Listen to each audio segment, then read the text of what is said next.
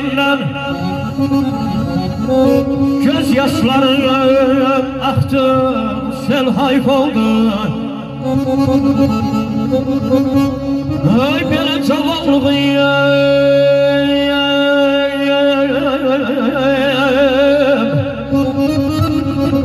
cavanlığım qəhvir çıxdı yanımdan. Cavanlığım qəhvir çıxdı yanımdan. Şux qamət əyildi, bel hayf oldu. Aydan, aydan, aydan,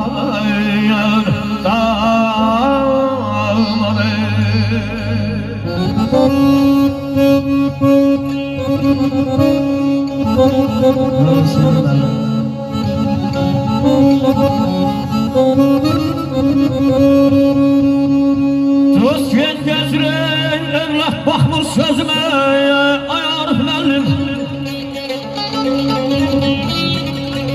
ay Asaf müəllim, dost gəzir evlat baxmır sözümə, tay tuşlarım day deyir üzümə. Yavaş yavaş ay Məhəmməd tor gəldikcə gözümə, yavaş yavaş tor gəldikcə gözümə, şux qamət əyildi, bel hayf oldu. Aydan, aydan,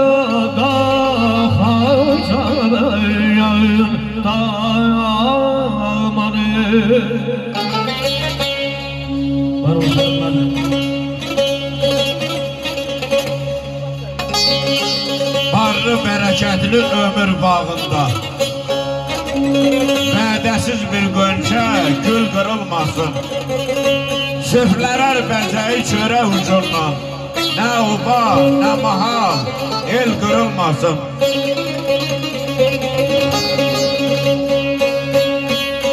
yaxın durmur indi qardaş qardaşa,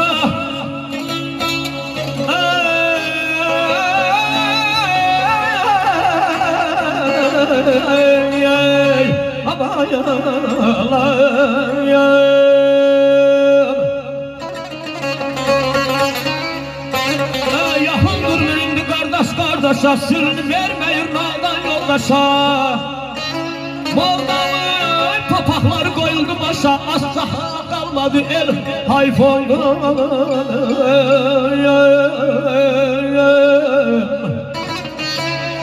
Bəzən ləkə olur göz aynasında, hər kəs özün görür öz aynasında.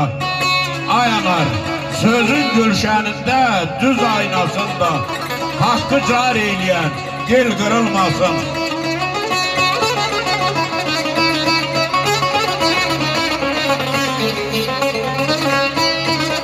Ay belə ırflar dağılır uzaqda lay lay,